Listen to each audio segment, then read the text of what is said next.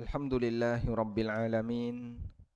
Wassalatu wassalamu ala ashrafil mursalin Nabiina wa maulana Muhammadin wa ala alihi wa sahbihi ajma'in. Wa ashhadu an la ilaha illallah wahdahu la sharika lah. Wa ashhadu anna Muhammadan abduhu wa rasuluh. Salawatu Rabbi wa salamu alaihi wa ala alihi wa ashabihi wa man sara ala nahjihi wa stanna bisunnatihi ila yaumiddin. Alhamdulillah, puji syukur kita haturkan kehadirat Allah Subhanahu wa taala. Di kesempatan pagi hari ini kembali kita bisa mengawali kegiatan yang baik dengan melaksanakan sholat subuh secara berjamaah, kemudian diikuti dengan kajian. Semoga Allah jadikan ini sebagai bagian dari ar-ribat, mengikat sebuah amal baik disambung dengan amal baik berikutnya. Allah Subhanahu wa taala berfirman, Allahu yatawaffal anfusa hina mautiha wallati lam tamut fi manamiha fayumsiku allati qada 'alaiha al-maut wa yursilul ukhra ila ajalin musamma inna fi dzalika laayatin liqaumin yatafakkarun. Allah lah zat yang mewafatkan jiwa hina mautiha, ketika dia mati, wallati lam tamut fi manamiha, dan jiwa yang belum waktunya mati, fi manamiha, ketika dia sedang tidur. Fayumsikul lati qada 'alaihal mauta, lalu Allah tahan jiwa yang Allah tetapkan untuk mati, sehingga jiwa ini dicabut oleh Allah di malam hari dan bangunnya besok di hari kiamat. Wa yursilul ukhra ila ajalin musamma, dan sebagian nyawa itu Allah lepaskan sehingga balik lagi ke jasadnya sampai waktu yang telah Allah tetapkan. Dan di antaranya adalah kita. Kita bangun setelah tidur di waktu malam yang sebenarnya Allah Subhanahu wa taala mewafatkan kita sesaat. Karena itulah Nabi sallallahu alaihi wasallam mengajarkan, begitu bangun tidur kita mengucapkan doa, Alhamdulillahilladzi afani fi jasadi wa radda alayya ruhi wa adzina li bidzikri. Segala puji bagi Zat yang memberikan kesehatan bagi jasadku. Anda bangun tidur dalam kondisi seger badannya. Anda bangun tidur dalam kondisi tidak pegel-pegel, capeknya hilang.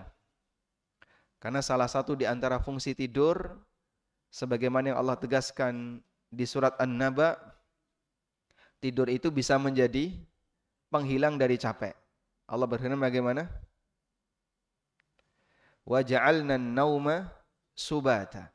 Dan aku jadikan tidur itu sebagai subat.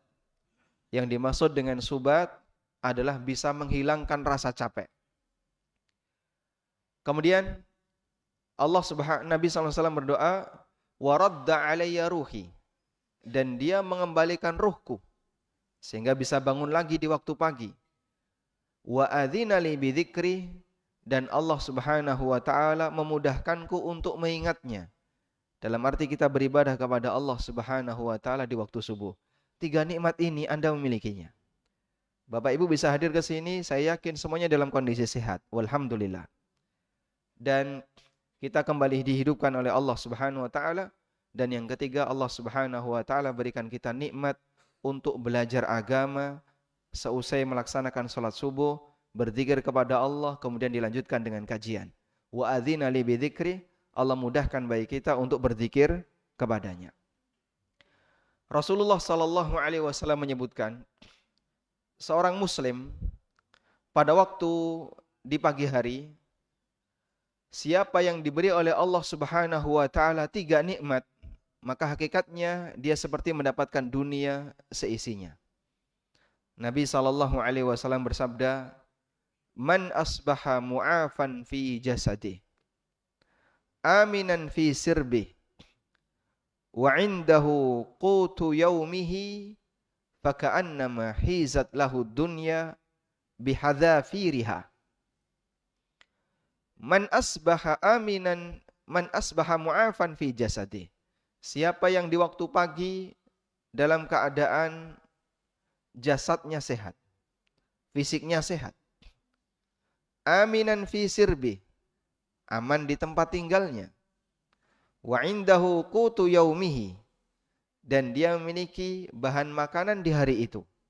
Bahan makanan di hari itu, bukan tabungan di hari itu. Dia punya bahan makanan di hari itu. Faka'annama hizat lahu dunya bihadzafiriha, maka seolah-olah dia memiliki dunia dan berikut seluruh isinya. Karena tiga nikmat ini merupakan modal dasar bagi seorang hamba untuk bisa merasakan nikmat Allah yang lainnya. Yang pertama, badannya sehat. Orang ketika badannya sehat, maka dia bisa merasakan makanan dengan warna apapun, dengan rasa apapun sesuai dengan rasanya. Yang manis terasa manis, yang gurih terasa gurih, yang asam terasa asam. Kenapa, Pak? Karena dia sehat. Kalau orang sakit, semua makanan terasa pahit. Sehingga dia dikasih soto rasanya pahit, dikasih sate pahit. Semua makanan terasa pahit. Itu ketika orang sakit. Tapi saat orang itu sehat, apapun keadaannya terasa enak. Anda berada di bawah AC. Terasa kedinginan enggak? Terasa kedinginan enggak? Terasa ya, berarti sehat. Tapi Anda tidak menggigil. Sehingga tetap kita bisa menikmati suasana dingin ketika kena AC. Anda sehat. Yang kedua, orang yang diberi rasa aman oleh Allah Ta'ala. Seorang hamba ketika dia diberi rasa aman oleh Allah, dia bisa tidur dengan nyenyak. Dia bisa ngikuti kajian dengan nyaman. Tidak ada perasaan takut. Itu nikmat yang luar biasa. Karena kalau rasa aman itu dicabut oleh Allah, walaupun hanya sebagian kecil saja, orang sudah merasa nggak nyaman. Contoh, salah satu di antara bentuk rasa aman yang dicabut oleh Allah, walaupun hanya kecil saja. Anda naruh sandal yang bagus di depan masjid, ditinggal sholat. Dalam keadaan takut sandalnya hilang. Kira-kira nyaman nggak ketika sholat? Dia deg-degan, dia nggak nyaman. Itu baru menyangkut keselamatan sandalnya, belum keselamatan fisiknya. Makanya rasa aman termasuk di antara nikmat yang besar.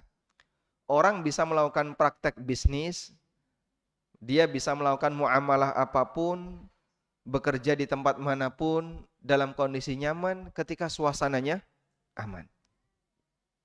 Dan bagian dari nikmat besar yang diberikan oleh Allah Ta'ala kepada hambanya adalah Allah berikan rasa aman. Karena itulah orang musyrikin Quraisy diperintahkan oleh Allah Subhanahu wa Ta'ala untuk masuk Islam, dan Allah sebutkan dua nikmat besar yang Allah berikan kepada mereka. Yang satu nikmat kesejahteraan makanan, dan yang kedua adalah nikmat aman. Allah berfirman, "Falyabudu rabb hadzal bait alladzi at'amahum min ju'in wa amanahum min khauf." Sembahlah Rabb pemilik Ka'bah ini. Alladzi at'amahum min ju', yang telah memberikan makanan kepada mereka, orang-orang Quraisy, sehingga mereka tidak kelaparan. Padahal di bumi Mekah tidak ada satupun tanaman yang bisa menumbuhkan buah-buahan, yang bisa memunculkan buah-buahan. Kurma itu nggak bisa tumbuh di Mekah. Tumbuhnya di Madinah dan di sekitarnya. Sayuran itu berasal dari Taif. Di Mekah nggak ada satupun tanaman yang bisa ditanam, Pak. Karena tanahnya tanah keras. Terus dari mana penduduk Mekah bisa mendapatkan harta, bisa mendapatkan makanan? Allah Subhanahu wa Ta'ala datangkan semuanya dari luar. Sehingga Allah Subhanahu wa Ta'ala tegaskan, alladzi at'amahum min ju', Allah berikan makanan kepada mereka sehingga mereka tidak mengalami kelaparan. Wa amanahum min khauf, dan Allah berikan rasa aman kepada mereka sehingga mereka tidak mengalami ketakutan. Dan salah satu di antara kebiasaan yang dilakukan oleh orang Quraisy, mereka melakukan dagang dengan safar ke Syam atau ke Yaman. Rihlatash syita'i was-shayf, melakukan rihlah perjalanan dagang. Di musim dingin mereka ke Yaman, di musim panas mereka ke Syam. Dengan cara itulah mereka bisa mendapatkan bahan makanan, mereka bisa mendapatkan pakaian. Dan saat mereka melakukan safar ketika berdagang, tidak ada satupun suku yang lain yang berani ganggu masyarakat Mekah. Kenapa? Tetangganya Ka'bah. Siapa yang berani ganggu masyarakat Mekah, terancam tidak bakalan bisa melaksanakan haji. Sehingga di antara keistimewaan penduduk Mekah, mau berangkat ke arah utara aman, mau berangkat ke arah selatan aman. Jaminan keamanan ini Allah jadikan sebagai nikmat besar dan Allah ingatkan kepada mereka agar mereka mau masuk Islam.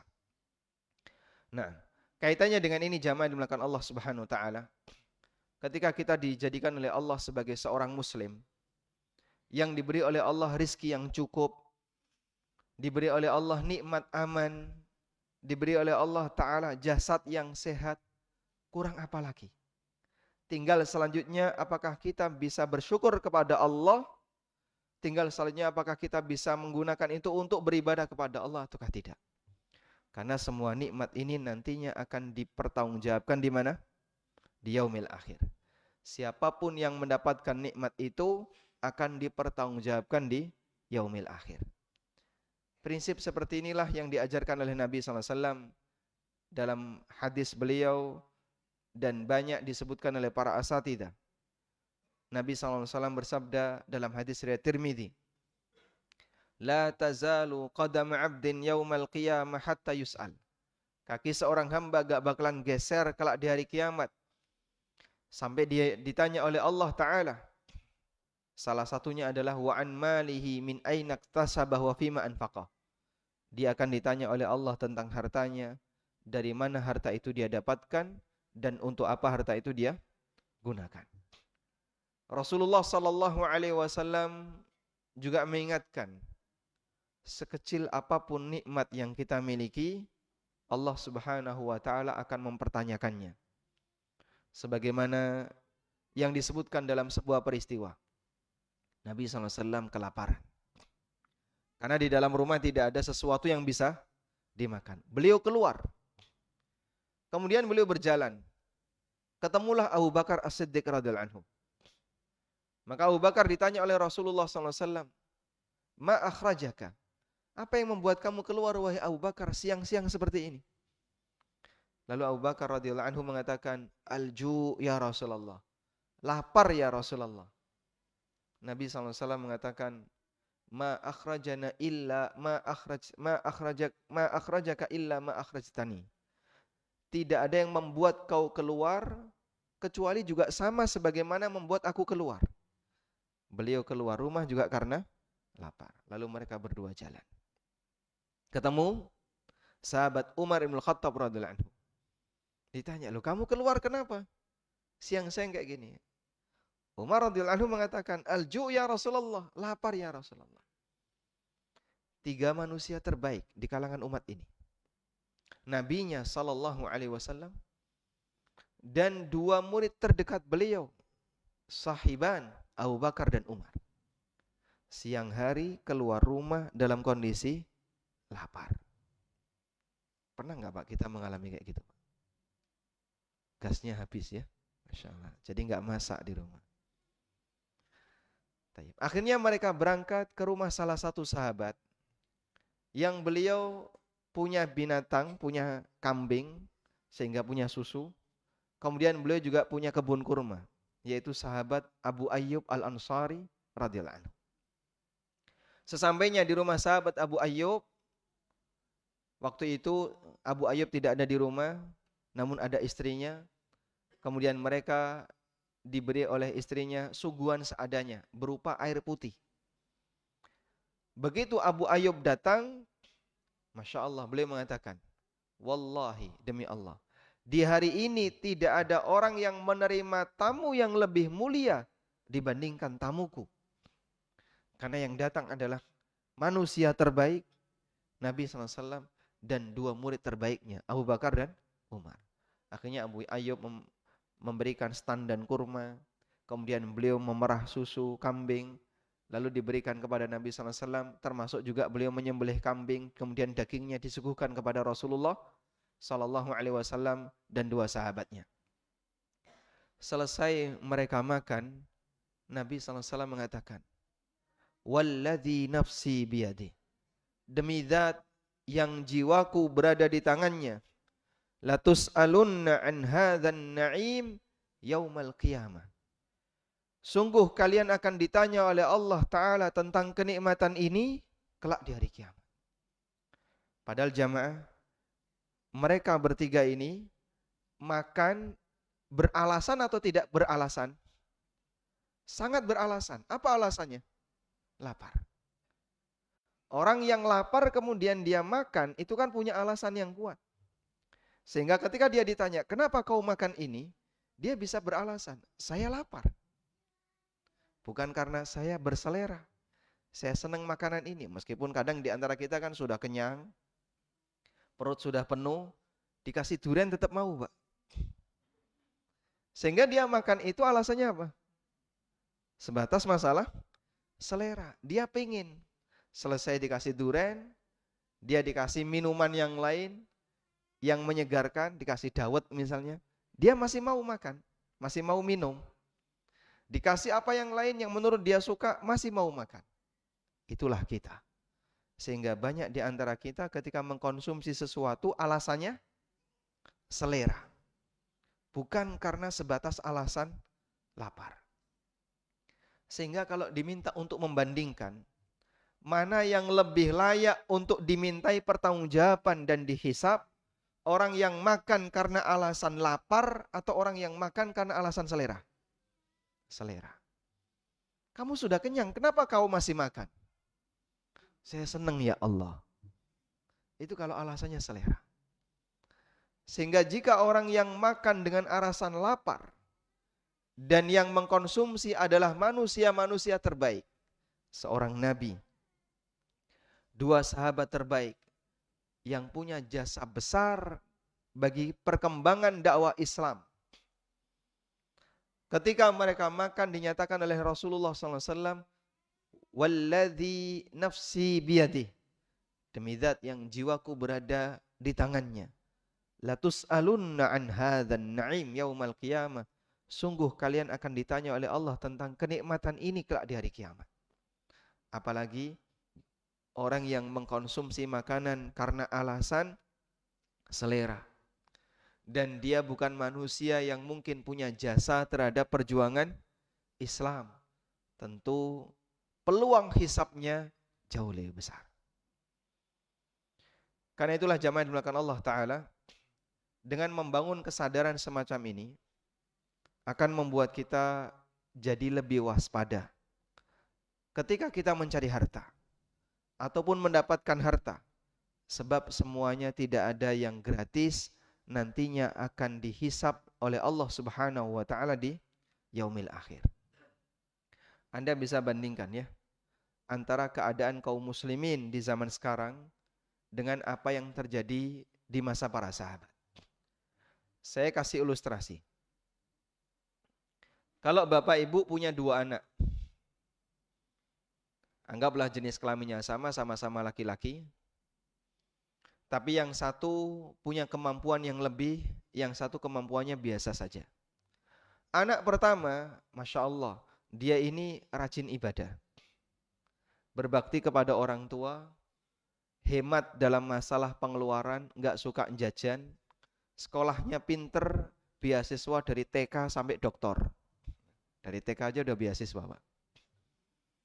Sampai doktoral beasiswa. Anda tidak mengeluarkan sebesar dana apapun untuk biaya kuliah dia. Dan kalaupun diberi uang saku, pintar menabung. Sudah? Ini anak pertama. Anak kedua, boros, suka jajan, tidak berprestasi di sekolah, bahkan sering melanggar sehingga harus bayar denda. Tidak begitu berbakti kepada orang tua, nggak begitu pintar, tidak menonjol prestasinya, dan bahkan pengeluarannya banyak. Sudah? Kira-kira kita sebagai orang tua, Pak, Anda lebih cinta yang mana, Pak? Yang pertama atau yang kedua? Sebagai orang tua, secara umum kita akan lebih mencintai yang pertama. Baik. Kenapa? Yang pertama ini, Masya Allah, disebabkan karena anak yang pertama, orang tuanya banyak dipuji oleh orang lain. Ini orang tuanya siapa? Nama bapaknya siapa? Kok anaknya pinter banget? Anaknya Masya Allah, dia dapat beasiswa. Sehingga dia menjadi sebab orang tuanya dipuji oleh orang lain. Dengan keberadaan anak pertama ini. Anak yang kedua sering bikin masalah. Mengeluarkan banyak dana.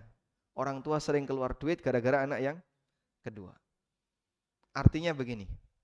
Anak yang kedua ini butuh modal besar untuk membesarkannya.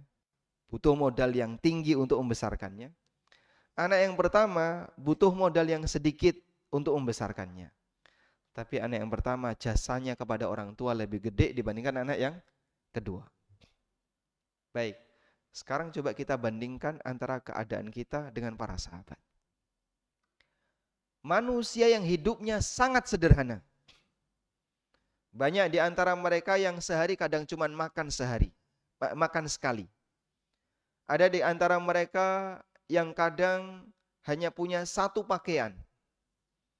Bahkan ketika mau nikah lagi disuruh nyari mahar, gak nemu walaupun cincin besi. Akhirnya dinikahkan oleh Nabi sallallahu alaihi wasallam dengan apa? Hafalan Quran. Ada di antara mereka yang ketika Idul Fitri istrinya nggak punya jilbab, sehingga nggak bisa keluar rumah karena nggak punya jilbab. Sudah, tapi jasa mereka terhadap Islam luar biasa. Modal yang dibutuhkan dalam hidup mereka sedikit, tapi jasa yang mereka berikan kepada kaum muslimin sangat besar. Sekarang kita bandingkan dengan manusia yang hidup di zaman sekarang. Pengeluaran yang dia berikan untuk melayani hidupnya besar atau kecil, Pak? Besar. Makan tidak cukup cuma 3 kali. Dia harus ngemil, ya, habis cemilan 10 kan gitu ya. Sehingga pengeluaran dia untuk urusan makanan banyak. Kemudian pakaian numpuk, tidak cukup 1 lemari, tambah 1 lemari lagi. Ada banyak pengeluaran untuk fasilitas hidup kita. Sekarang tanya kepada diri kita masing-masing. Berapa jasa yang Anda berikan untuk perjuangan Islam?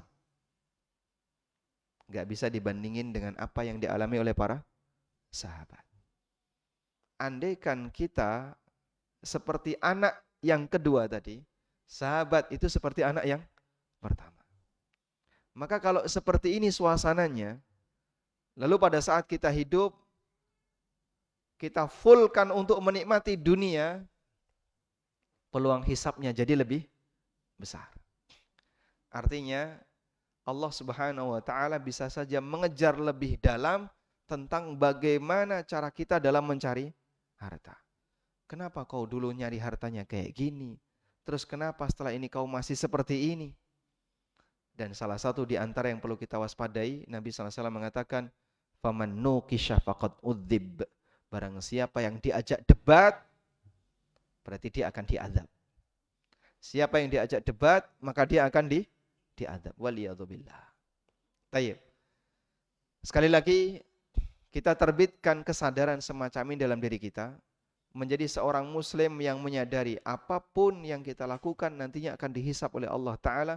Harta berapapun yang kita dapatkan nantinya akan dihisab oleh Allah Subhanahu Wa Ta'ala. Selanjutnya, jamaah dimuliakan Allah, dalam mencari harta, ketika seorang muslim mengiringinya dengan kesadaran tadi, maka dia akan hati-hati. Karena itulah Rasulullah sallallahu alaihi wasallam ingatkan kepada para pedagang, ya ma'syarat tujar, wahai para pedagang, inna hadhi tijarata, sesungguhnya dalam praktek dagang semacam ini, qad tashubuhul halif wal kadhib, terkadang diiringi dengan sumpah palsu, kadang diiringi dengan berdusta. Fasyubuha bis sadaqah, karena itu iringi praktek dagangmu dengan bersedekah. Dalam praktek berinteraksi muamalah, orang di zaman sekarang diminta 100% bersih dari sesuatu yang haram, nampaknya sangat sulit. Dan memang itu bagian dari realita di akhir zaman. Sebagaimana disebutkan dalam sebuah hadis, meskipun ulama berbeda pendapat mengenai statusnya. Rasulullah sallallahu alaihi wasallam pernah menyebutkan, sayati 'alan nasi zamanun, akan datang satu zaman di tengah umat manusia di mana riba ketika itu tersebar di mana-mana. Lalu beliau mengatakan, orang yang berusaha untuk menghindari riba, asabat ghubaruha, dia tetap terkena debunya riba. Saking banyaknya riba yang tersebar di masyarakat.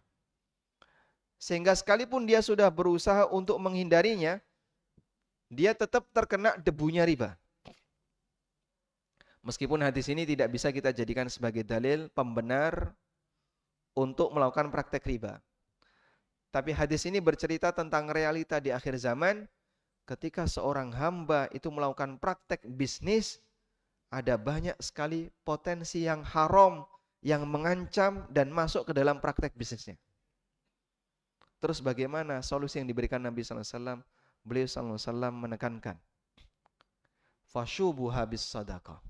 Iringi praktek dagang itu dengan apa, Pak? Sedekah. Sehingga seorang muslim juga memikirkan, pada waktu dia berdagang, dia memikirkan, bagian mana yang kira-kira bisa saya berikan untuk kepentingan kaum muslimin. Semoga dengan sedekah ini menjadi penghalang bagi kita ketika kita dihisap oleh Allah, kemudian mendapatkan keputusan masuk ke dalam neraka. Karena sedekah itu bisa memadamkan ancaman api neraka yang berlaku bagi pelakunya. Rasulullah sallallahu alaihi wasallam menyebutkan, ittaqun nar walau bisyikki at-tamrah. Takutlah kalian terhadap neraka meskipun hanya dengan sedekah secuil kurma. Sehingga saat Anda bersedekah diiringi dengan semangat.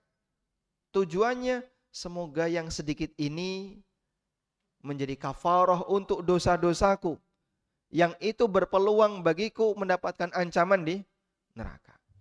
Semangat sedekah bukan untuk mencari harta yang lebih banyak, tapi semangat sedekah adalah dalam rangka apa, jamaah?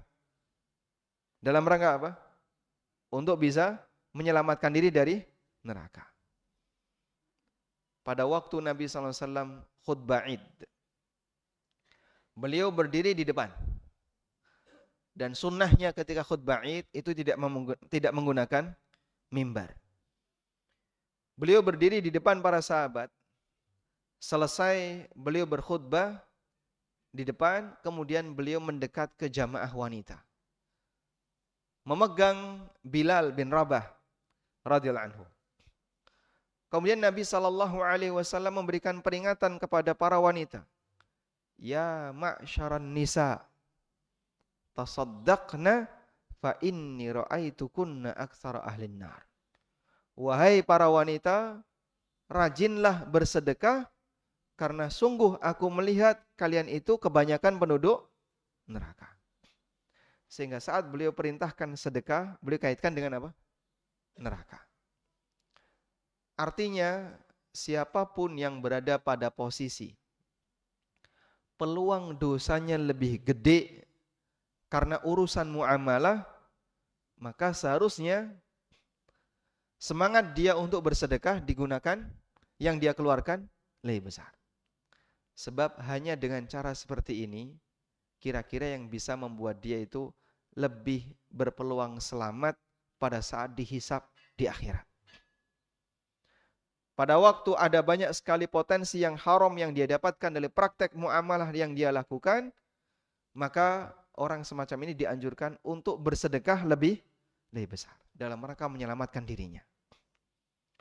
Sampai pun para ulama mengatakan, kesempatan sedekah terakhir bagi seorang muslim itu kapan, Pak? Kesempatan sedekah yang terakhir kapan? Menjelang kematian. Yaitu dengan apa? Wasiat. Yaitu dengan wasiat. Itu kesempatan terakhir untuk bisa bersedekah bagi seorang muslim. Karena wasiat itu dinyatakan saat orangnya masih hidup, tapi ditunaikan setelah meninggal. Saya ulang ya. Wasiat itu dinyatakan ketika apa? Orangnya masih hidup, tapi ditunaikan setelah meninggal. Sehingga saat orangnya masih hidup, harta itu nggak boleh diserahkan. Tunggu dulu sampai yang bersangkutan mati. Misalnya si A berwasiat, saya berwasiat tolong tanah di samping rumah nanti diwakafkan untuk ma'had A, untuk pesantren B. Sudah?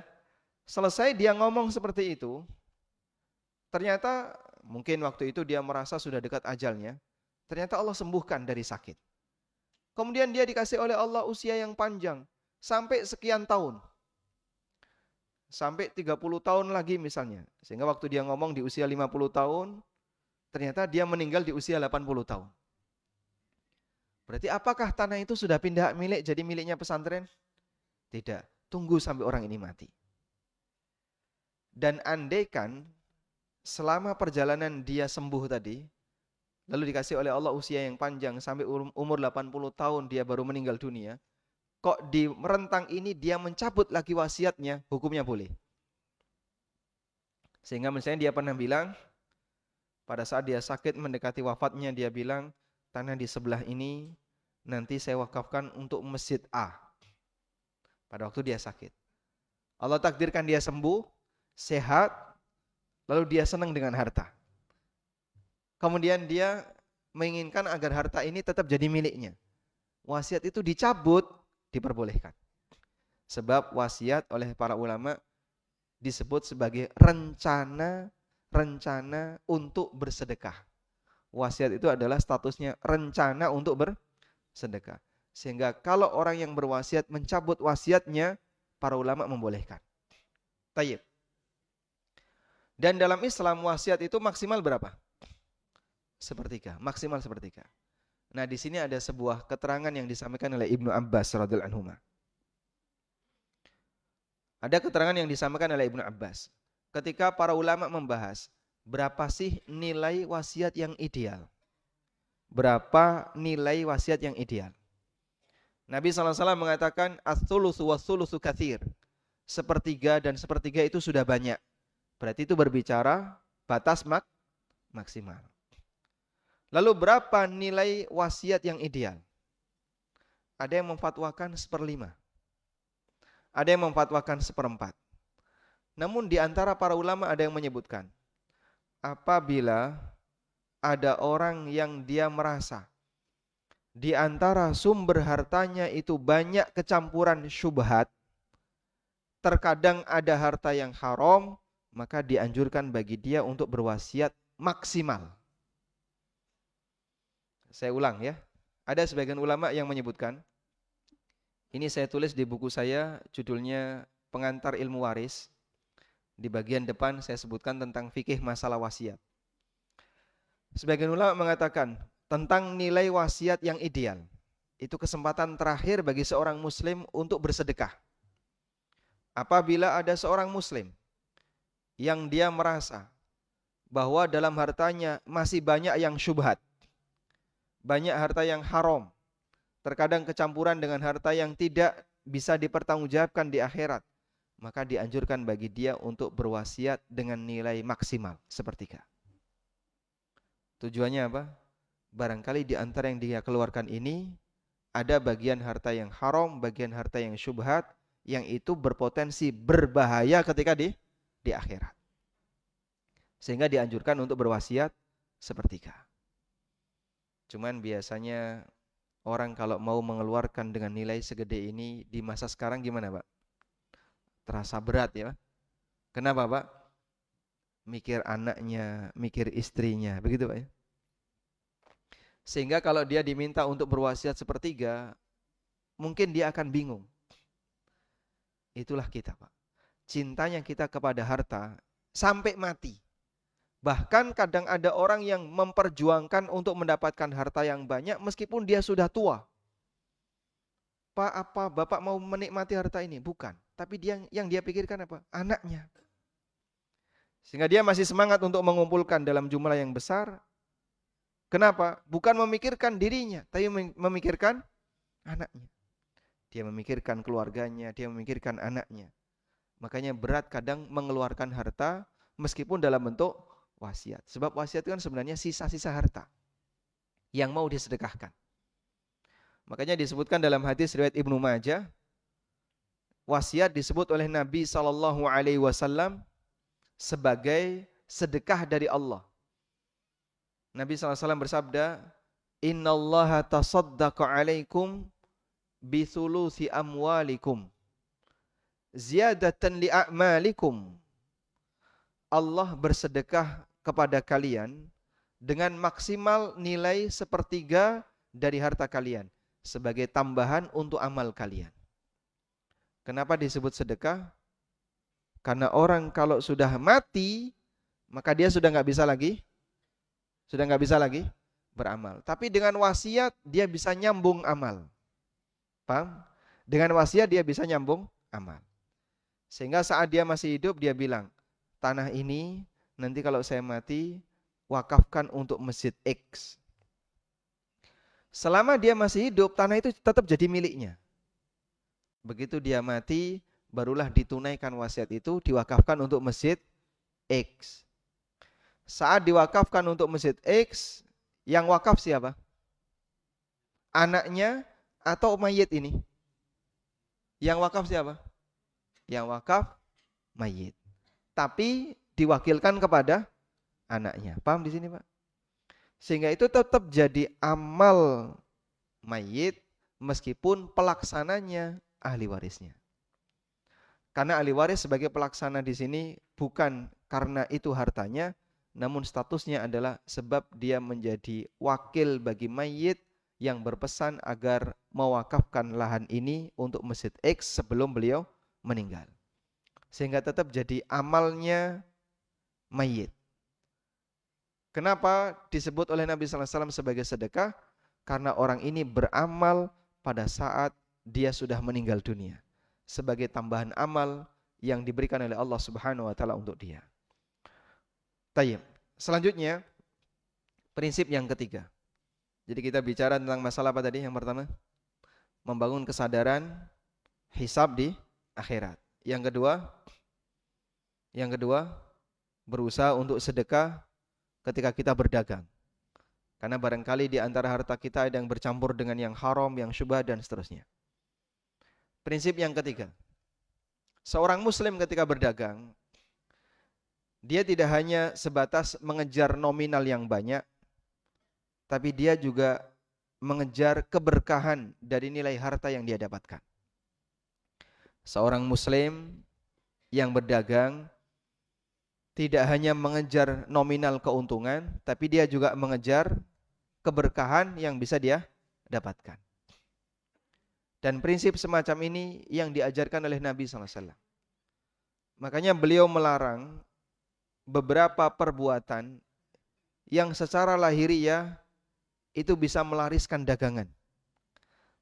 Namun beliau kasih ancaman kalau itu dilakukan bisa menghilangkan keberkahan. Bentuknya apa, Pak? Contohnya. Bersumpah saat berdagang. Nabi SAW mengatakan al-halifu fit tijarah, bersumpah saat berdagang. Beliau katakan munafiqatun lisil'ah. Betul bisa melariskan dagangan.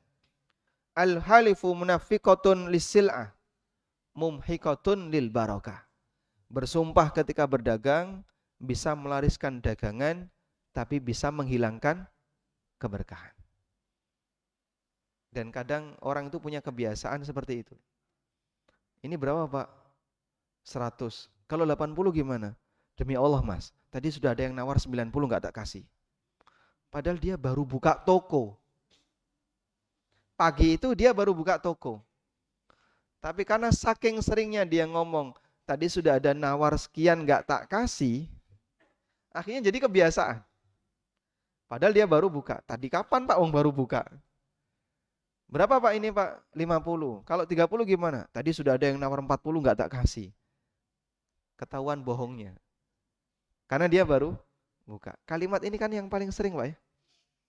Sehingga untuk mempertahankan ketika ada orang nawar enggak dikasih, Dia bilang tadi sudah ada yang nawar sekian, tidak saya kasih. Meskipun kita juga nggak tahu, betul nggak ada yang nawar segitu. Perbandingannya dengan orang lain yang sudah pernah menawar. Tapi kita nggak tahu, betul nggak ada orang yang sudah nawar segitu. Kalau itu pakai sumpah, hukumnya dilarang. Kalaupun terjadi transaksi tetap dilakukan, betul bisa melariskan dagangan, tapi kata Nabi SAW, mumhikotun lil barokah. Itu bisa menghilangkan keberkahan. Sehingga duitnya banyak, lakunya banyak, tapi ternyata utangnya juga besar. Ada pedagang yang tokonya gede, laris, namun ternyata dia tidak membawa duit. Kenapa? Banyak dipakai untuk bayar utang. Cicilan ini, dan seterusnya. Walhamdulillahirabbil alamin. Tayyib, ini sekarang sudah jam 6. Kita cukupkan sampai di sini sebagai pengantar. Kita sampai jam berapa, Ustaz?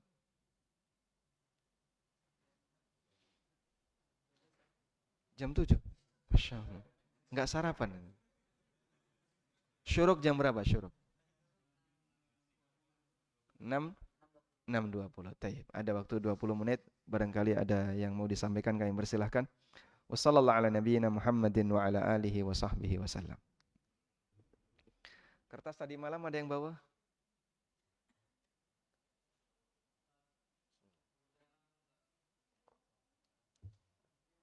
Boleh langsung nggak? Ya? Panitia yang menentukan. Boleh langsung, silakan Pak. Waalaikumsalam warahmatullahi.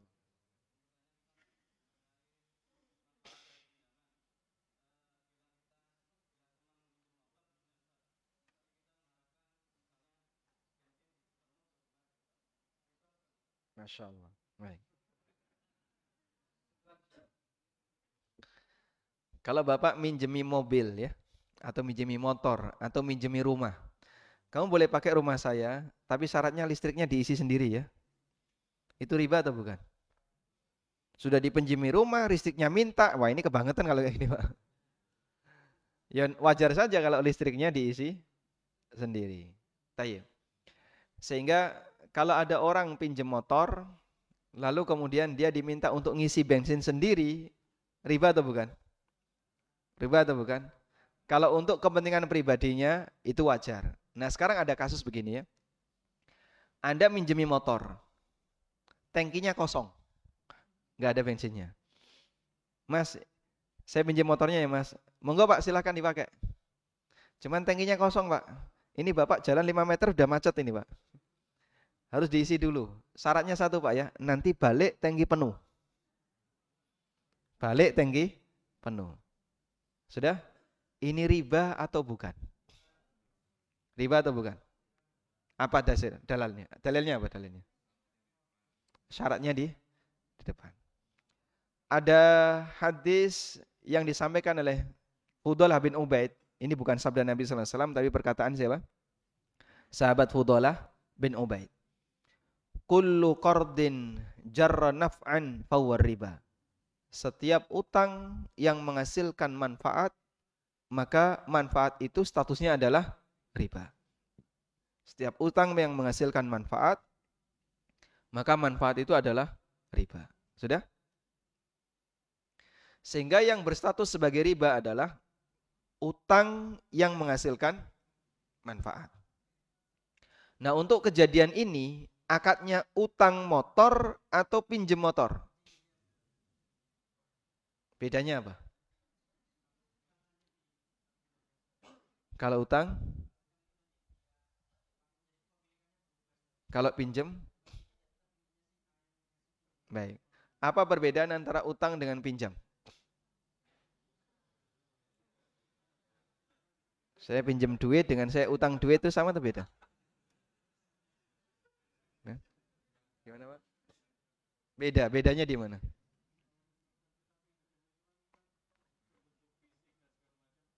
Ya. Kalau utang bisa dimanfaatkan apapun ya. Jadi kalau motor ini pemanfaatannya dibatasi berarti dia pinjam. Kalau pemanfaatannya bebas berarti utang. Ya? Gimana Pak? Qard itu hanya berlaku untuk komoditas riba. Berarti utang motor enggak boleh? Boleh. Ada kelebihan. Baik. Tayyib. Coba kita jelaskan dulu ini ya. Jadi Anda harus mendudukkan dulu apa perbedaan antara utang dengan pinjam. Saya memberikan rincian ini dulu ya. Tolong bedakan antara komoditas yang habis pakai dengan komoditas yang bisa bertahan. Sudah? Komoditas yang habis pakai contohnya apa? Uang, bahan makanan, air, listrik, dan seterusnya. Sudah ini? Untuk komoditas yang habis pakai, Anda mau bilang pinjam, mau bilang utang, semuanya dihukumi utang. Paham ya? Untuk komoditas yang habis pakai, Anda pada saat mendapatkan komoditas ini, Anda mau mengatakan pinjam atau mengatakan utang, semuanya dihukumi utang. Sebab dia habis pakai. Sehingga kalau ada orang yang bilang, pinjam duit dong. Berapa? 1 juta. Terus dikasih 1 juta. Ini akadnya pinjam meminjam atau utang piutang? Meskipun dia bilangnya, kalau akadnya pinjam meminjam, dikasih 1 juta, pecahan 100.000, terus dijejer, difoto. Sudah? Dikembalikan. Nah itu pinjam. Kalau seperti ini pinjam. Betul Pak? Nah, sehingga duitnya cuma untuk hiasan aja, dijejer, difoto, dikembaliin. Itu pinjam. Tapi kan nggak ada yang kayak gitu Pak ya. Tayyib. Tapi kalau duit itu dipakai untuk kebutuhan dia sehari-hari, dia gunakan untuk belanja, dia gunakan untuk jajan dan seterusnya, maka meskipun ngomongnya pinjam, statusnya utang. Yang kedua, untuk komoditas yang tidak habis pakai, yang hanya bisa digunakan dan tidak habis pakai, jika ngomongnya pinjam dan nanti akan dikembalikan, berarti akadnya pinjam meminjam, isti'arah. Sudah? Tapi jika ngomongnya saya utang, nah, maka di sini perlu dibedakan konsekuensinya. Konsekuensi pinjam itu hak guna pakai. Konsekuensi pinjam artinya apa? Hak guna pakai. Sedangkan konsekuensi utang pindah hak milik. Paham di sini Pak? Kalau konsekuensi utang berarti pindah hak milik. Sehingga kalau ada orang, saya utang motor, terus dia ambil motor itu. Selanjutnya motor itu mau dia gadaikan, mau dia jual, mau dia apa-apain, terserah dia. Kenapa? Karena motor ini sudah menjadi hak milik si A yang utang motor tersebut. Paham di sini Pak? Sehingga si B tidak berhak untuk narik kembali. Karena ini sudah jadi milik si A. Kewajiban si A adalah membayar utang motor tadi sesuai dengan nominal yang disepakati. Dipahami insya Allah? Dalam kasus tadi, pinjam atau utang? Pinjam motor, terus balik, tangkinya dipenuhi dengan bensin. Itu pinjam atau utang? Pinjam. Kenapa? Karena hanya menggunakan hak guna pakai. Paham ya? Dia hanya memanfaatkan hak guna pakai. Oleh karena itu, akadnya adalah akad pinjam. Karena akadnya pinjam, maka tidak berlaku keterangan Fudalah bin Ubaid. Kullu qardin jarra naf'an fahuwa riba. Semua utang yang menghasilkan manfaat, maka manfaat itu riba. Tidak berlaku ini. Kenapa tidak berlaku? Karena ini bukan utang, tapi pinjam meminjam. Nah, yang jadi masalah, kalau orangnya pinjam, terus diminta untuk mengembalikan dalam keadaan tangkinya dipenuhi bensin, itu boleh atau tidak? Jawabannya, pinjam, kemudian nanti diminta untuk ngisi bensin, itu sama dengan pinjam berbayar. Nah, pinjam berbayar sama dengan, paham? Jadi akadnya apa aslinya? Sewa motor. Meskipun kasusnya pinjam. Kita bisa memahami seperti ini dengan melihat konsekuensi akad. Dan itu prinsip yang diajarkan oleh para guru kami dalam belajar fikih muamalah, kenali akad dengan melihat konsekuensinya. Ada sebuah buku, tapi buku itu belum diterjemahkan. Judulnya Muqtadayatul Aqdi. Konsekuensi-konsekuensi akad. Sehingga di buku itu kita mengenal ya. Akad sewa konsekuensinya apa? Akad utang konsekuensinya apa? Jual beli konsekuensinya apa? Karena kita bisa memahami ini akadnya A, hakikat akadnya adalah B, hakikat akadnya C dengan melihat konsekuensi. Bukan melihat nama. Kalau nama, terkadang orang itu berbeda pengucapan dengan niat. Ya. Masya Allah. Sudah adzan, Pak?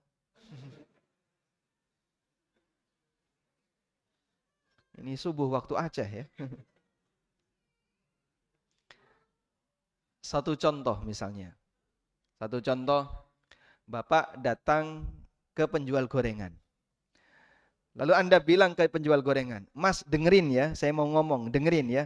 Saya minta dibungkuskan 10 gorengan. Akhirnya dibungkuskan 10 gorengan. Dikasihkan ke Bapak. Setelah itu lari. Kira-kira dikejar nggak? Hah? Kenapa dikejar? Anda belum bayar. Sudah? Setelah Anda ketemu penjualnya, Pak, Bapak belum bayar. Saya ulang Mas ya, saya tadi ngomong apa? Saya minta dibungkuskan 10. Anda ngomongnya apa? Minta. Dikasih 10, Anda terima. Pertanyaannya, Anda yang menerima gorengan tadi wajib bayar atau tidak? Wajib bayar atau tidak? Hah? Kalau yang jualan nggak terima ya, minta dibayar. Anda sebagai orang yang minta tadi, wajib bayar atau tidak? Kenapa wajib bayar? Urufnya. Jawabannya adalah urufnya. Karena kalimat minta di sini diterjemahkan dengan beli. Meskipun Anda ngomongnya minta. Dan umum orang ketika membeli kan ngomongnya apa? Minta. Bang, minta 2 dong. Dikasih 2. Anda nggak bayar, ya diminta dia, dikejar. Karena minta di situ maksudnya adalah beli. Sebab akad itu bukan dipahami dari kalimat, tapi dipahami dari konsekuensi. Walhamdulillah. Samakah antara hibah dengan wasiat yang dinyatakan ketika masih hidup dan bagaimana cara hibah yang benar? Jawabannya beda. Kalau hibah dinyatakan ketika masih hidup dan diberikan ketika masih hidup. Dan ulama mensyaratkan hibah itu harus dalam kondisi sehat walafiat. Hibah yang dinyatakan dalam kondisi sakit dipahami wasiat. Saya ulang ya. Kalau ada orang yang memberikan hibah dalam posisi dia sakit mendekati kematian, itu sama dengan wasiat. Sebab syarat hibah itu harus disampaikan dalam posisi sehat walafiat. Bahasa lainnya belum kepikiran mati. Ketika orang dalam posisi belum kepikiran mati, lalu dia menghibahkan hartanya, hukumnya boleh. Tapi kalau sudah mendekati kematian, kemudian dia bilang, saya hibahkan harta saya sekian-sekian, nah itu dipahami sebagai wasiat. Sedangkan wasiat, pernyataannya ketika masih hidup, baik dalam kondisi sehat maupun dalam kondisi sakit, tapi ditunaikan setelah mati. Itu wasiat. Sehingga wasiat itu baru pindah hak milik setelah mati. Dan status orang pada saat ngomong wasiat itu sama dengan rencana memberikan hibah. Atau rencana wakaf atau rencana sedekah. Karena itu kalau rencana ini dibatalkan oleh orang yang berwasiat sebelum dia mati, hukumnya boleh. Sehingga kalau ada seorang bapak yang bilang, nanti tanah ini saya wakafkan untuk masjid A setelah saya mati. Tolong ya, kamu anak-anakku saya kasih tahu, nanti kalau bapak mati, tolong wakafkan tanah ini untuk masjid A. Sudah? Berselang 1 pekan, dia cabut lagi pernyataan itu. Dikumpulkan anak-anaknya, kemudian dia bilang, kemarin saya ngomong seperti ini, saya cabut lagi, saya nggak jadi. Itu sah Pak, diperbolehkan. Sehingga nanti tidak jadi wakaf. Karena dia sudah cabut sebelum dia meninggal dunia. Wallahu a'lam. Di tempat kerja ada kantin. Saya bekerja shift namun tidak ada istirahat. Adanya waktu luang. Bolehkah belanja cemilan di jam kerja? Terkadang ada beberapa aktivitas yang dilakukan oleh seorang karyawan yang itu dinilai bukan termasuk bentuk mengurangi jam kerja. Pernah ada pertanyaan yang disampaikan ke Syekh Husain Al-Ghamidi, hafizahullah wa ra'ah, di kursi Masjidil Haram. Waktu itu saya ikut di, kalau tidak salah, pintu 89 atau berapa itu ya. Kajiannya setelah zuhur, pengantarnya nggak banyak. Beliau hanya membacakan satu hadis, ngasih syarah sedikit, kemudian lanjutannya tanya jawab. Dari mulai zuhur sampai jam 1:30. Nah, salah satu di antara pertanyaan yang disampaikan kepada beliau, kalau ada karyawan yang dia melaksanakan sholat berjamaah untuk asar. Sholat asar berjamaah. Asar kan bukan waktu istirahat ya. Kalau zuhur waktu istirahat. Asar bukan waktu istirahat. Tapi dia gunakan untuk sholat berjamaah. Apakah terhitung mengurangi jam kerja? Kemudian beliau hafizahullah menyatakan, ada banyak aktivitas yang dilakukan oleh seorang karyawan yang itu sebenarnya tidak terhitung sebagai pengurang jam kerja. Beliau kasih ilustrasi. Ke toilet. Ngangkat telepon yang diizinkan oleh perusahaan. Atau dia makan sebentar. Bagi perusahaan itu ditoleransi.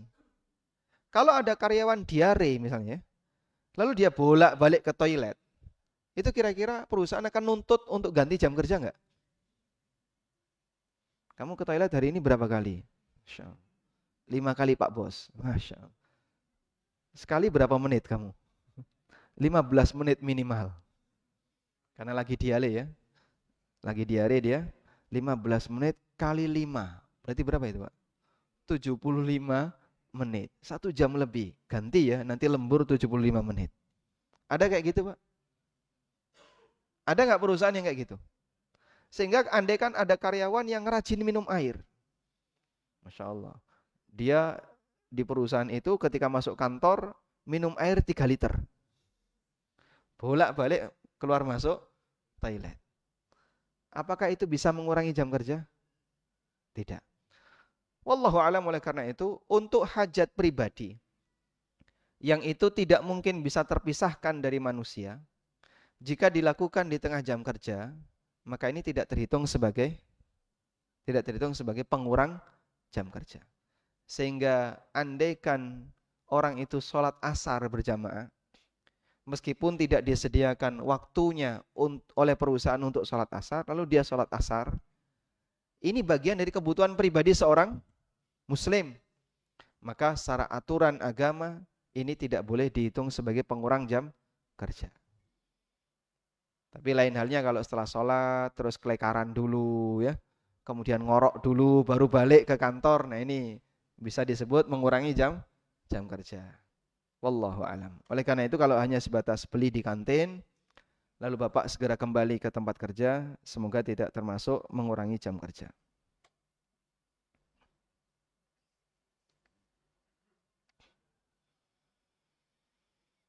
Ketika kita memberikan utang kepada orang lain, apakah termasuk bersedekah selama utang itu belum dibayar? Jawabannya betul. Terdapat hadis yang menyebutkan bahwa kullu qardin sadaqah, setiap utang yang diberikan oleh seseorang bernilai pahala sedekah. Dan disebutkan dalam riwayat yang lain dari Ibnu Mas'ud. Meskipun ulama beda pendapat tentang status hadis ini, hadis riwayat dari Ibnu Mas'ud, riwayat Ibnu Majah. Ada orang yang bermimpi. Lalu dalam mimpinya dia melihat pintu surga. Di depan pintu surga tertulis, setiap sedekah dilipatkan 10 kali pahalanya. Dan utang dilipatkan 18 kali. Sehingga pahala utang lebih besar. Andai hadis ini hadis yang sahih. Andai hadis ini adalah hadis yang sahih, riwayat ini riwayat yang sahih. Berarti pahala memberi utang bisa jadi lebih besar dibandingkan sedekah. Kenapa? Karena orang ketika memberi utang, umumnya hatinya masih berharap untuk dikembalikan. Sehingga dia mungkin nggak tenang. Makanya terkadang ada orang diutangi sama orang lain. Pak, saya mau utang 2 juta Pak. Sebentar ya. Ini 200.000 bawa aja nggak usah dikembalikan. Pak, saya butuh utang 2 juta. Nggak usah. Ini saya kasih 200.000 aja, kau bawa nggak usah dikembalikan. Dia lebih milih sedekah daripada memberi utang. Kenapa? Saya kalau ngasih utang Mas, hati saya itu berharap dikembalikan, kemudian kadang saya tagih nggak kembali-kembali, akhirnya merasa nggak nyaman, membuat dia jadi nggak tenang. Makanya dia lebih milih sedekah daripada. Itu contoh perbandingan bagaimana suasana batin ketika orang bersedekah dengan utang. Sehingga kenapa terkadang utang itu nilainya pahalanya lebih besar dibandingkan sedekah. Kadang ada sebagian orang ya, dipinjemi mobil. Pak, saya mau pinjam mobil. Mau kemana? Ke Jawa. Jawa Timur apa Jawa Barat? Dia pinjam mobil mau ke Jawa. Anda karena merasa sayang, gini aja, ini duit 1 juta, kamu bawa rental sendiri mobil. Karena masalah batin, Pak. Dia ketika masih ada keterikatan dalam hati, rasanya nggak nyaman. Makanya orang yang bisa memberikan harta dalam nilai yang besar dan hatinya nyaman, perjuangannya besar. Sehingga pahalanya lebih besar. Wallahu a'lam. Apa hukumnya kredit emas? Kredit emas jika dibayar pakai uang, misalnya beli emas lalu dicicil pakai uang, statusnya riba nasi'ah. Statusnya riba nasi'ah. Tapi kalau dibayar dengan selain emas, dengan selain uang, kredit emas dibayar dengan selain uang, hukumnya boleh. Dengan selain uang misalnya apa Pak? Dibayar pakai beras. Hukumnya boleh. Misalnya Anda beli emas 10 gram. Ini nanti akan dibayar pakai beras sebanyak 5 ton. Lalu dicicil per bulan 1 ton, 1 ton, 1 ton, itu boleh. Karena ketika terjadi pertukaran antara emas dengan beras, berarti pertukarannya adalah beda kelompok. Beda kelompok. Nah, ketika beda kelompok hukumnya diperbolehkan. Wallahu a'lam. Tafadhal. Waalaikumsalam warahmatullahi wabarakatuh.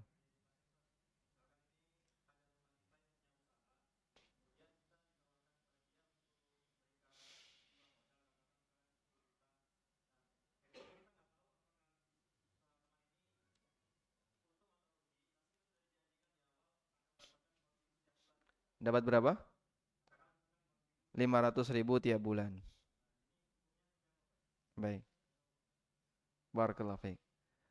Jawabannya riba ya. Jawaban pendeknya riba. Panjangnya riba gitu.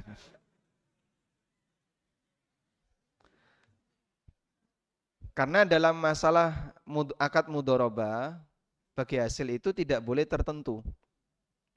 Sehingga kalau dia ngasih modal 10 juta, lalu dikasih bagi hasil dengan nilai tertentu, hukumnya sama dengan utang riba. Sebab bagi hasil itu tidak boleh dengan nilai tertentu. Kan dia nggak tahu apakah usaha itu untung atau rugi. Dan tidak tahu yang dikasihkan ini hasil atau modal. Padahal yang disebut bagi hasil itu, yang dibagi adalah hasilnya. Sebagaimana namanya, bagi hasil. Maka yang dibagi adalah keuntungan dan bukan modal. Oleh karena itu, sebagian ulama menegaskan, jika ada orang yang melakukan akad mudharabah, tapi bagi hasilnya berdasarkan prosentase modal, hukumnya riba. Modal Bapak 10 juta, nanti Bapak tiap bulan saya kasih 5%. 5% dari apa? Dari modal. Apa hukumnya? Sama seperti Anda nabung, deposito, kemudian dapat 5% tiap bulan. Hukumnya riba. Jadinya nanti 5% kali 10 juta. Flat Pak ya. 500.000 terus tiap bulan. Dan ini masuk kategori riba. Baik. Yang boleh gimana? Bagi hasil berdasarkan persentase, tapi faktor kalinya adalah keuntungan. Nanti Bapak saya kasih 30% dari keuntungan. Paham di sini? Nah, keuntungan itu flat enggak? Tidak. Yang namanya keuntungan, orang enggak bisa memprediksi, kadang naik, kadang turun, kadang naik terus turun, turun bablas. Sehingga tidak bisa ditetapkan. Maka bagi hasil itu fluktuatif, menyesuaikan kondisi keuntungan usaha. Kalau seperti ini boleh. Wallahu a'lam.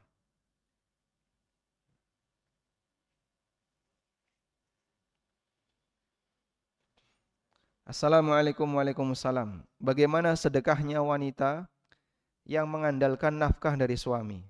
Sedangkan disebutkan tadi bahwa wanita dianjurkan untuk banyak bersedekah. Baik.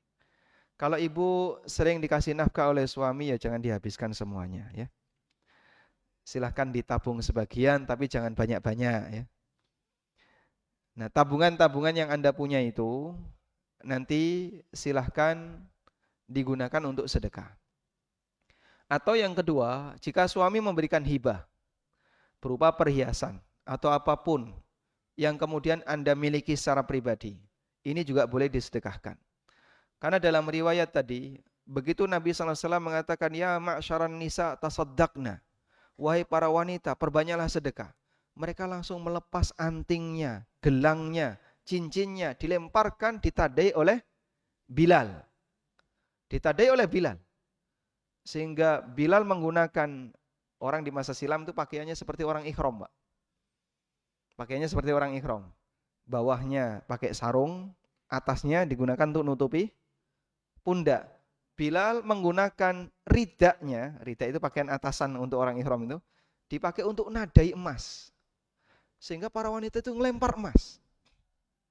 Loh, mereka ngelempar perhiasan emas itu dari mana? Kemungkinan yang pertama dari suaminya. Kemungkinan yang kedua itu adalah warisan dari orang tuanya. Atau bisa jadi dia punya harta pribadi dari hasil dagang atau hasil apapun, lalu kemudian dia simpan. Sehingga wanita masih punya peluang untuk memiliki harta. Tapi Pak, kalaupun misalnya mentoknya nafkah suami mepet banget. Kalau di Cilegon, Pak, untuk bisa hidup normal itu butuh biaya berapa? Seorang wanita bisa hidup normal di Cilegon butuh biaya berapa, Pak? Sehari, Pak. Jadi kalau dia dikasih duit segitu bisa hidup, itu berapa kira-kira, Pak? Ya? 50.000 cukup? Cukup kira-kira? 50.000 ketika ada seorang wanita dikasih sehari 50.000, itu hidup normal atau sakit-sakitan?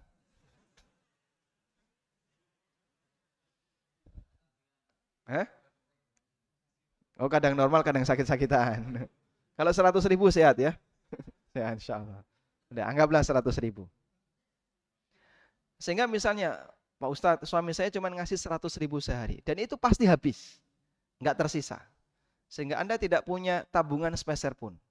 Dalam posisi ketika Anda tidak mampu, maka tidak ada tugas seperti ini. Karena yang namanya sedekah dalam bentuk harta, itu dikaitkan dengan apa? Kemampuan. Dan Nabi SAW mengasih solusi yang lain. Wa fi kulli tasbihatin sadaqah. Wa fi kulli tahmidatin sadaqah. Wa fi kulli tahlilin sadaqah. Setiap zikir yang kita ucapkan, subhanallah, alhamdulillah, la ilaha illallah, Allahu akbar, bernilai sedekah. Al-amru bil ma'ruf sedekah. Amar ma'ruf sedekah. Nahi mungkar sedekah. Anda ngajari anak Anda untuk berbuat baik, sedekah. Masih banyak peluang sedekah yang bisa digunakan untuk seorang hamba yang tidak punya harta yang bisa dia keluarkan. Sehingga kalau mentoknya Anda tidak punya sama sekali yang bisa dikeluarkan, karena nafkah suami hanya 50.000 sehari, ya, padahal dia punya tabungan yang banyak, Berarti ini suami dalam kurung pelit, begitu ya. Kemudian Anda tidak punya tabungan sepeser pun, ya Anda bisa bersedekah dengan menggunakan amal soleh yang bisa Anda lakukan. Wallahu a'lam. Waalaikumsalam warahmatullahi. Mau pulang, Pak? Oh, mau bertanya. Oh, silakan, Pak.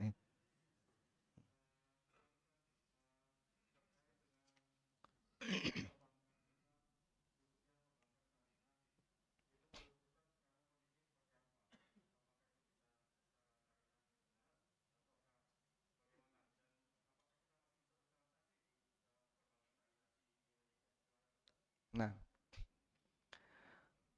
barakallahu fikum.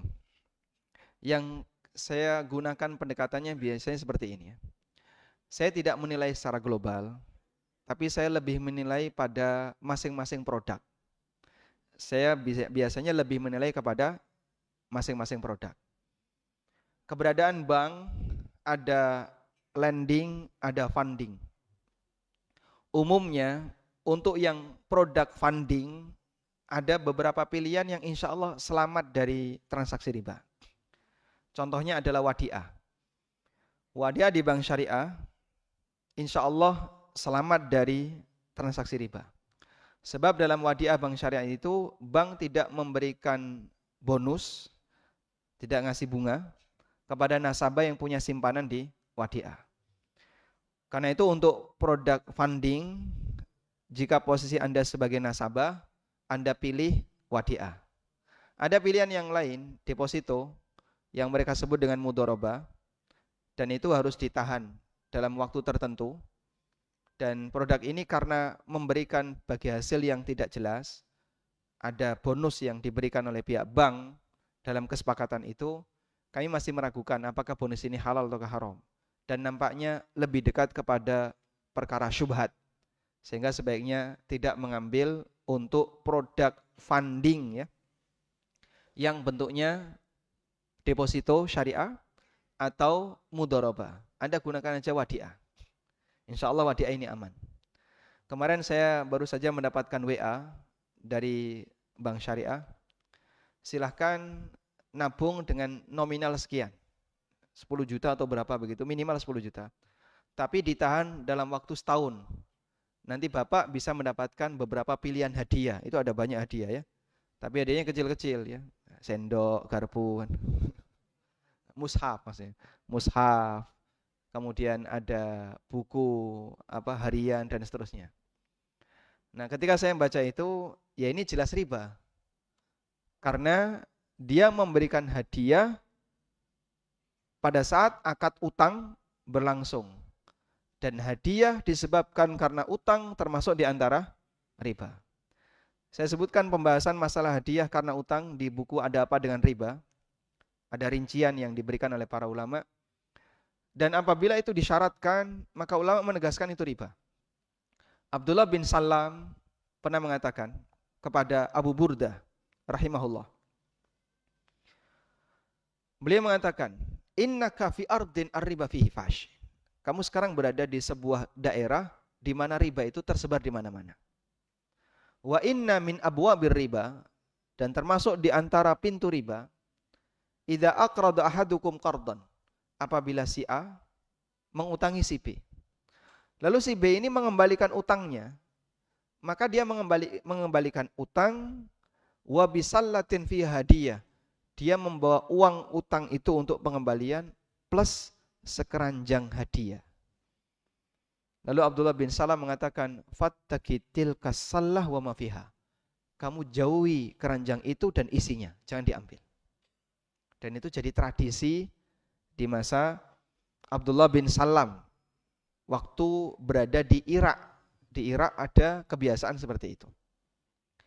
Karena hadiah disebabkan karena utang, termasuk di antara riba. Tayyib. Ini untuk program funding ya. Sekarang untuk program lending. Bank memberikan dana ke nasabah.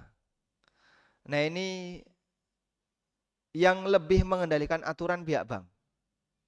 Yang lebih mengendalikan aturan adalah pihak bank. Cuman informasi yang saya dapatkan dari Al-Ustadz Dr. Irwandi Tarmidhi hafizahullahu ta'ala wa ra'ah, Waktu kami satu kamar bersama beliau, saya tanya, untuk kondisi bank syariah sekarang bagaimana? Beliau sampaikan, ya bank syariah itu sebagaimana bank yang lain, bisnis. Mereka ini bisnis.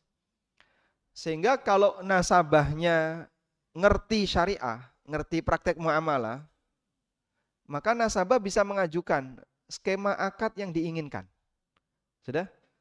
Nasabahnya misalnya paham tentang fikih muamalah, lalu ingin mengajukan pinjaman.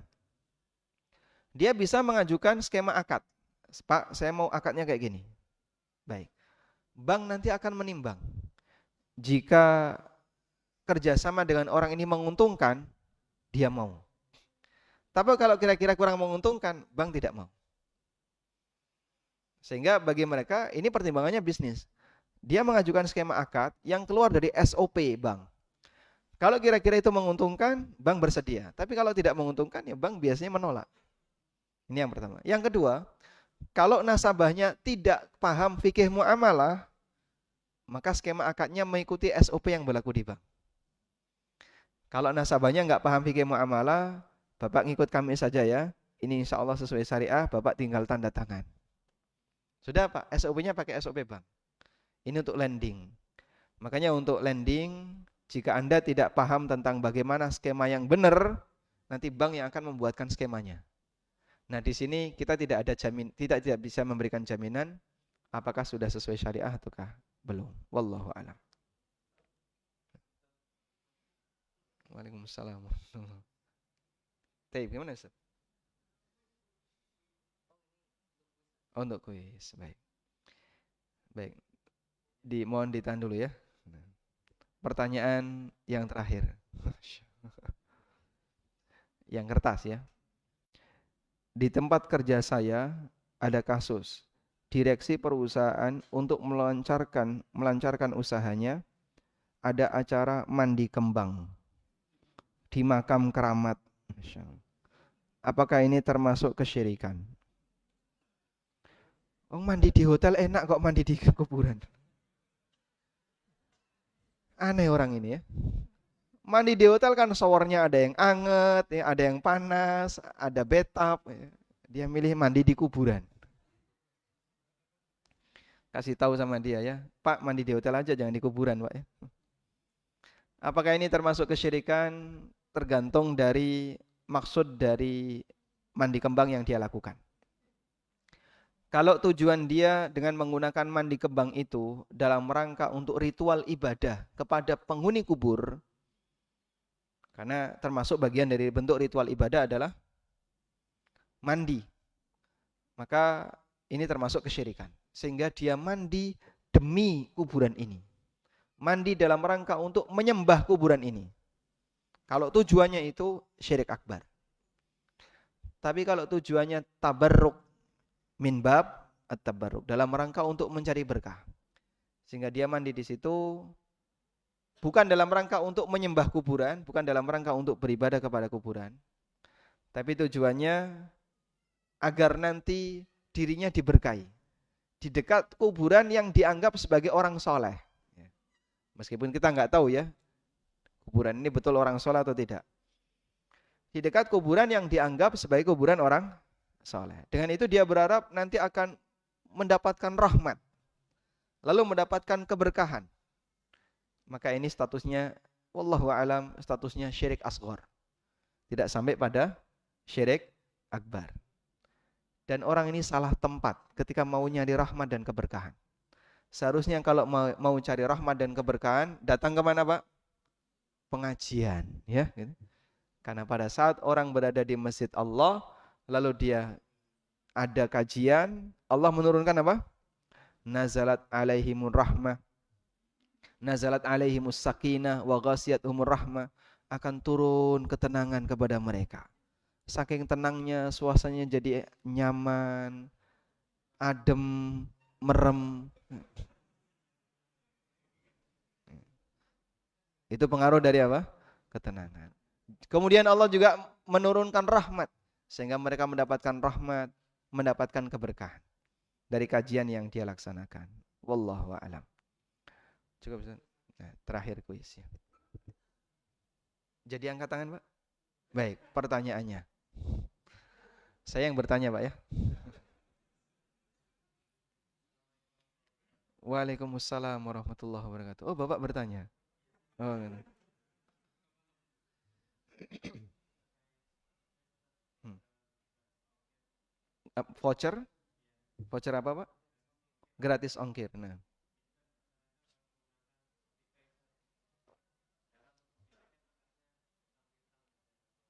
Hmm.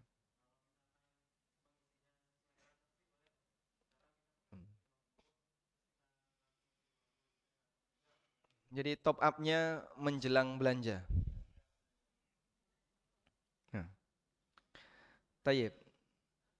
Jadi kita memahami begini ya, semua fasilitas yang diberikan oleh marketplace atau aplikasi belanja apapun disebabkan karena utang, berarti masuk dalam kategori apa tadi? Kullu qardin jarra naf'an fahuwa riba. Semua utang yang menghasilkan manfaat maka statusnya adalah riba. Begitu? Baik. Sehingga kalau Anda top up di Shopee Pay atau Marketplace Pay, gitu ya. Lalu nanti ketika Anda belanja, Anda akan dikasih voucher free ongkir atau voucher yang lainnya. Berarti Anda dapat fasilitas sebab Anda top up. Top up ini statusnya memberi utang. Top up ini statusnya apa? Memberi utang. Karena Anda memberi utang, maka Anda dikasih fasilitas gratis ongkir atau cashback dan seterusnya. Sehingga potongan ini termasuk kategori riba. Tayyib. Nah, terus bagaimana kalau kita buat kamuflase? Caranya gimana, Pak? Top up menjelang belanja. Itu sama dengan memberi utang menjelang belanja. Memberi utang menjelang belanja lalu dapat diskon. Riba atau bukan? Termasuk. Meskipun masa utangnya pendek, cuman sekian menit. Karena di situ tidak dibedakan antara masa utang yang panjang dan masa utang yang pendek. Sehingga selama sebabnya adalah memberikan utang, maka fasilitas yang Anda dapatkan statusnya riba. Wallahu a'lam. Pertanyaan yang pertama. Buku ini bagus ya. Al-Mu'taqad As-Sahih, karya Syekh Abdul Salam bin Barjas rahimahullah. Beliau sudah meninggal dunia, termasuk ulama yang muda ketika meninggal. Pertanyaan yang pertama. Sebutkan 3 nikmat yang jika dimiliki oleh seorang muslim seperti dapat dunia seisinya tanpa melihat buku. Tanpa melihat catatan. Tafadhal, berdiri. Itu yang duluan tadi, silakan. 1. Man kana man asbaha. Masya Allah. Ini Ustadz ya.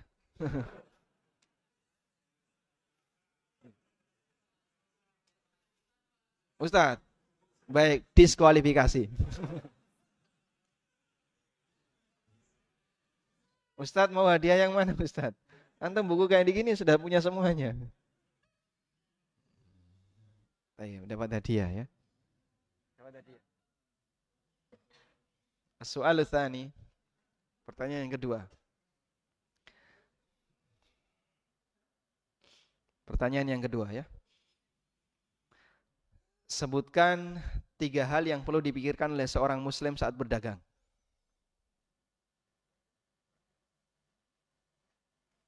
Sebutkan, silahkan Pak. 1.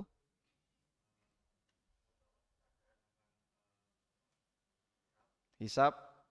Kemudian yang kedua. Mendekatkan diri kepada Allah dengan sedekah. Baik. Dalam rangka apa sedekah ini?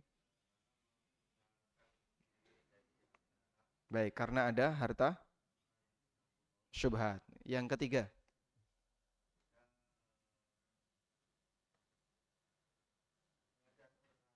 Masya Allah. Barakallahu fikum.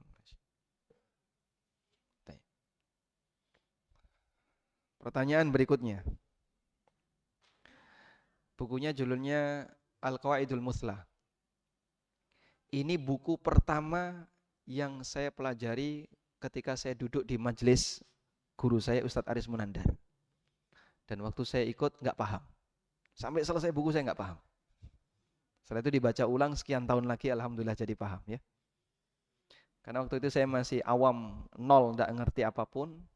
Duduk di majelis beliau, guru saya Al Ustadz Aris Munandar, dan yang dipelajari buku Al Qawaidul Muthlah. Ini buku pertama yang saya pelajari.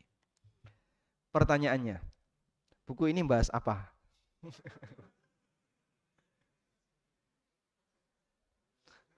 Belum pernah baca? Silakan. Bahas masalah? Oh, kelihatan dari judulnya ya, saya balik. Masya Allah, barakallahu fiikum. Ini ada 2 dia. Untuk ibu-ibu. Oh, enggak ada mikrofon ya. Pertanyaan berikutnya. Untuk bapak-bapak ya. Sebutkan sahabat yang kaya. Nah, langsung angkat tangannya. Silakan. Siapa? Abu Ayyub Al-Ansari yang berdagang.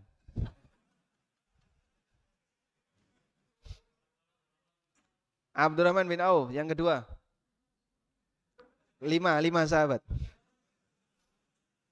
Banyak Pak, para sahabat rata-rata berdagang. Abdurrahman bin Auf, Utsman, Abu Bakar, Umar. Satu lagi. Masya Allah. Satu lagi Pak. Hamzah. Ada riwayat Hamzah berdagang? Satu lagi siapa? Urwa Al-Bariki. Hadiahnya sudah sampai sana ya Pak.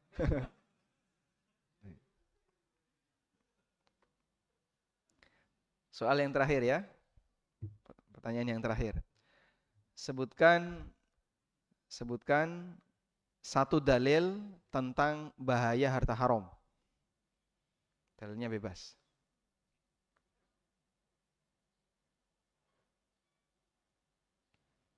Nah, silakan.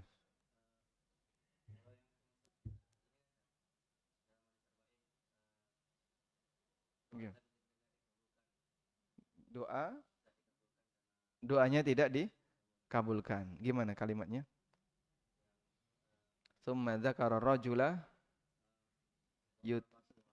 wa malbasu haram wa mat'amu haram wa ghudhiya bil haram fa anna yustajabu lahu. Barakallahu fikum. Masyaallah.